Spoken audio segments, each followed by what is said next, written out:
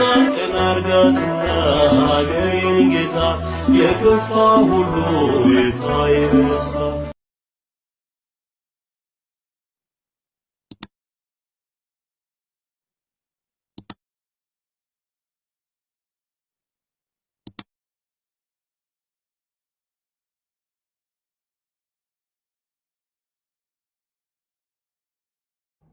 እንግዲህ ፀሐይን ያመልካሉ ሰዎቹ።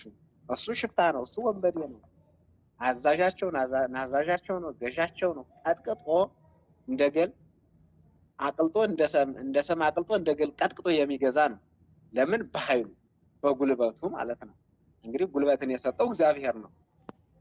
ይህ ሰው ከዕለታት አንድ ቀን ፀሐይን ቀና ብሎ ሲያይ የሚያመልኩት ፀሐይን ነው። ፀሐይ ሕጸጽ አለባት። ፀሐይ ጠዋት ወጣ ማታ ትገባለች። በመካከል ላይ ጨለማነት አለ። ፀሐይ ልታወራ አትችልም። ፀሐይ ልትነጋገር አትችልም። ፀሐይ ምንነቷንም ልትሰጥ አትችልም። ስለዚህ ምንድነው በቃ ፀሐይ መናገር ካልቻለች እንዴት ፀሐይን አመልካለሁ? እንዴት የፀሐይ ተገዥ ትሆናለሁ ብሎ እግዚአብሔር አምላካችን በድንቅ አጠራሩ ሲጠራው መመራመር ጀመረና እያንጋጠጠ እባክሽን አምላከ ፀሐይ ተናበበኝ፣ አምላከ ፀሐይ ተናበበኝ፣ አምላከ ፀሐይ ተናበበኝ እያለ ወደ እግዚአብሔር ይጮህና ያመለክት ጀመረ። እባክህ የፀሐይ አምላክ ንገረኝ፣ የፀሐይ አምላክ ተገለጽልኝ እያለ ወደ እግዚአብሔር ያመለክታል ማለት ነው። እባክህን የፀሐይ አምላክ የማላውቀውን ስፍራ አሳየኝ፣ ልዩ ቦታን አሳየኝ፣ አንተ ማንነትህንም ምን በላይ ግለጽልኝ እያለ እግዚአብሔርን ይለምነዋል። እግዚአብሔርም የለመኑትን የማይነሳ የነገሩትን የማይረሳ አምላክ ነውና ከዚያ በኋላ እንግዲህ በአስቄጥስ የሚኖሩ ገዳማውያን እንዳሉ ወደ ገዳም አስቄጥስ እንዲሄድ እግዚአብሔር መነኮሳቱ እንዲያስተምሩት መነኮሳቱ እንዲገስጹት ወደ አስቄጥስ ገዳም እንዲሄድ እንግዲህ መልአከ እግዚአብሔር አመለከተው ማለት ነው። መልአከ እግዚአብሔር አመልክቶት በአስቄጥስ ገዳም ሄዶ እንግዲህ ከነ አባ ኤስድሮስ ዘንድ ሄዶ እውነተኛውን አምላክ ታሳውቁኝና ታስረዱኝ ዘንድ ወደ እናንተ መጣሁ እያለ ወደዚያ ሄዶ ይማጸናቸው ደጅ ጠናቸው ነበር። እነርሱም ተቀብለው ሃይማኖትን አስተምረው እንዲያምን የእግዚአብሔርን ሕግ እንዲጠብቅ ለእግዚአብሔር እንዲገዛ የክርስትና ጥምቀትን አጥምቀው ምንኩስና እንዲቀበል አድርገውታል ማለት ነው። ከዚህ በኋላ እርሱ ይህ ሙሴ ጸሊም የሚባለው ጽኑ ተጋዳይ፣ ጽኑ በገብ የሚቀጠቀጥ መነኮሳቱን የሚያገለግል ለጵጵስና እንኳን ራሱ የተመረጠ ሰው ነው። ከዚያ በኋላ ማለት ነው እግዚአብሔር እንግዲህ ታሪኩን ዝም ብሎ ከመሬት አንስቶ በቃ አድርጎ ቀየረውና የሁላችንም ታሪክ እግዚአብሔር አምላካችን እንዲቀይርልን የአምላካችን መልካም ፈቃዱ ይሁንልን። ስለዚህ በአስቄጥስ ገዳም ገብቶ ምንኩስናን ተቀብሎ ውሃቸው ሩቅ ነው፣ ውሃ እየቀዳ እያገለገለ እየወጣ እየወረደ እንግዲህ በዛሬው ዕለት ሰይፍ ያነሳ በሰይፍ ይቆረጣል፣ ሰው የዘራውን ያጭዳል። እኔና እናንተ ሰውን ብናጭበረብር ሰው ያጭበረብረናል፣ ሰውን ብንገል ሰው ይገለናል። በሰው ላይ ግፍ ብንሰራ ሰዎች በራሳችን ላይ ግፍ ይሰሩብናል።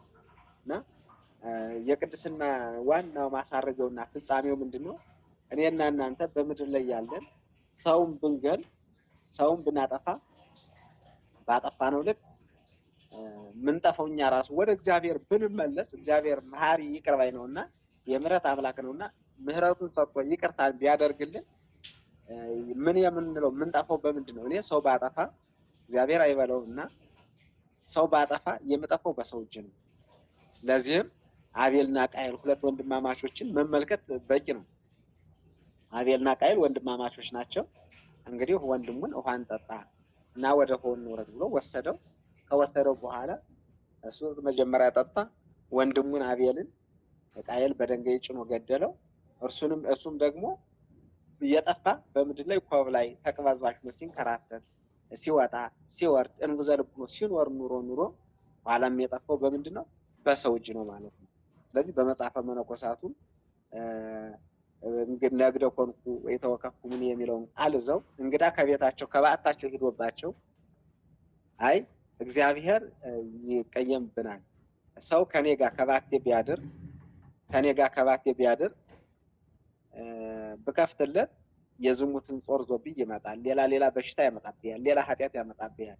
ሌላ ኃጢአት ከሚመጣብኝ ሌላ ኃጢአት ከሚያስገባብኝ እርሱ በዚያው ቢያድር ባልቀበለው ይሻላል ነው የዘጉ መነኮሳት። ከዚያው ላይ ጅብ መጥቶ የበላቸው በእንግድነት የተጠጉትን ሰዎች ሲበላቸው የመነኮሳት መጨረሻ ፍጻሜያቸው ራሱ ቤት ዘግተው እንግዲህ አልቀበል ብለው በልዩ ልዩ ምክንያት ጅብ በልቷቸው የሞቱት እሳቸውም እነዚያም የበቁት አባትም መጨረሻ ከዚህ ዓለም ወደዚያኛው ዓለም ወደ ማያልቀው ዓለም ሲሄዱ ወደ እውነተኛው ዓለም ጅብ በልቷቸው እንደዚህ የሆነ ነው የሚሞት እና ሰው የዘራውን ያጭዳል ማለት ነው። የእጁን አያጣም ምንም ቢሆን እና ሁላችንም ከዚህ ትምህርት ምንም ማረው የሚመክሩን ሰዎች፣ የሚያስተምሩን ሰዎች፣ የሚገስጹን ሰዎች አሜን ብለን መቀበል ነው።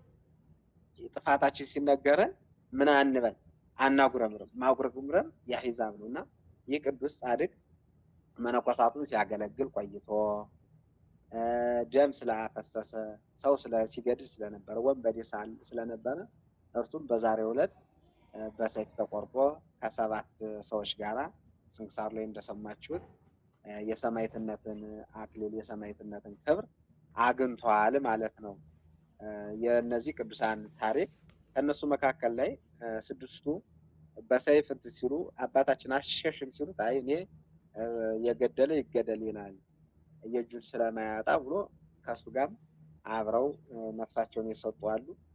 ከነሱ መካከል ግን የሚገርመው አንዱ ተደብቆ ነበርና በዳውጃ ስር ተደብቆ ነበር ነው የሚለው። ተደብቆ ያን ሰማዕትነት ላለመቀበል ራሱ ላለመቆረጥ በሰይፍ ላለመሞት የሰማዕትነት ጽዋ ላለመቀበል ፈርቶ ደንግጦ ስለነበረ ከዚህ በኋላ 7 አክሊል ሲወርድ አየ። እነዚያ ሲሰየፉ እሱ ተደብቆ ነበርና አንደኛው አክሊል ደርሶ ሊመለስ ሲያይ ለምን አክሊል ይቀርብ ያሉ የሰማዕትነት ጽዋን ተቀብለዋል ማለት ነውና የነዚህ ጻድቅ የነዚህ ሰማዕት የጻድቃን የሰማዕታት የደናግል የመነኮሳት ምልጃቸው ረድኤታቸው በረከታቸው በእኔና በእናንተ ላይ ለዘላለሙ ጸንቶ ይኑር።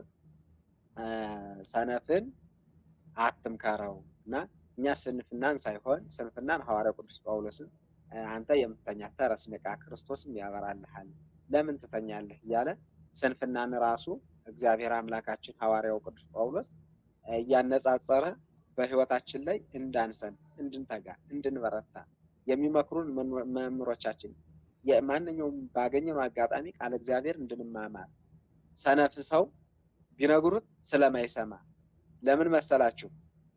ሰነፍ ሰው ሲባል ስለ ጠቢብ በጥበባቸው ተምረው እንግዲህ የተጠቀሙ ብዙ ቅዱሳን አሉ። ነገር ግን አልማር ያለ እንዲያው በስንፍናው ምክንያት በቸልተኝነቱ ምክንያት ሳይጠቀም የቀረ ራሱ ማን ነው ከተባለ ዲያብሎስ ነው። ለሁላችን መገኘ ከሱ ቀጥለውም እነ አርዮስ አሉ፣ እነ መቅዶንዮስ አሉ፣ እነ ንስጥሮስ አሉ። ብዙዎቹ መናፍቅ ብዙዎቹ ከቤተ ክርስቲያን ጉያ የወጡት ምን ስለሆኑ ነው?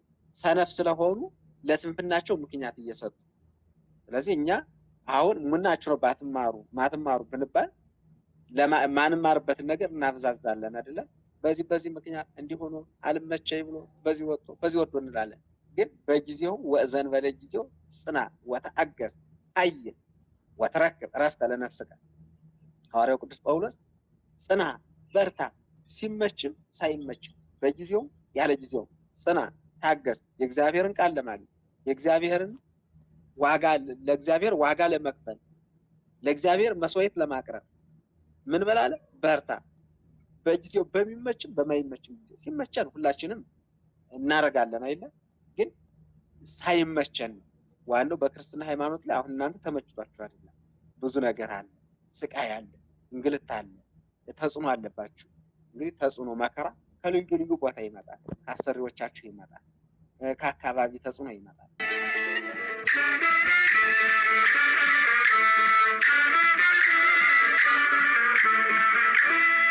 ጌታችን አርጋትና ሀገሬን ጌታ የከፋ ሁሉ ይታይ